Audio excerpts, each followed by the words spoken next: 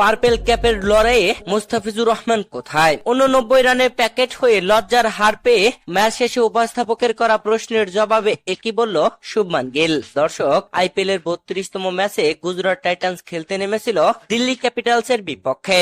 আর এই ম্যাচে দিল্লি ক্যাপিটালস টসে জিতে গুজরাটকে ব্যাটিং আমন্ত্রণ করে। তার আগে ব্যাট করতে নেমে শুরু থেকে উইকেট হারাতে থাকে, যেখানে একের পর এক উইকেট হারিয়ে রীতিমতো বিধ্বস্ত হয়ে যায় তারা। পুরো 20 ওভারই খেলতে পারেনি।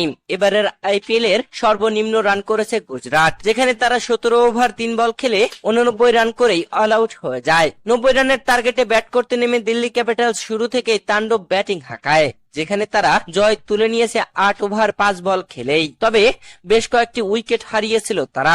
11 ওভার 1 বল হাতে রেখে 6 উইকেটের জয় তুলে নিয়েছে দিল্লি ক্যাপিটালস। দর্শক, এই ম্যাচে হারার পরে ম্যাচ শেষে ম্যাচ উপস্থাপকের করা প্রশ্নের জবাবে গুজরাট টাইটান্সের অধিনায়ক শুভমান গিল বলেন, আমাদের ব্যাটারদের পারফরমেন্স বেশি ভালো ছিল না। এই ম্যাচ থেকে শিক্ষা নিয়ে আমাদের পরবর্তী ম্যাচে এগিয়ে যেতে হবে। আমাদেরকে আরো অনুশীলনের সময় দিতে হবে। এই ম্যাচের পিচ কন্ডিশন ছিল উইকেট বান্ধব। আমরা শুরু থেকেই পরপর উইকেট হারিয়েছি। টার্গেটটা একদমই স্বল্প ছিল। আমাদের বোলাররা ভালো বল করেছে। আমরা 4টি উইকেট তুলতে পেরেছিলাম। এই ম্যাচে হারাটাই স্বাভাবিক ছিল।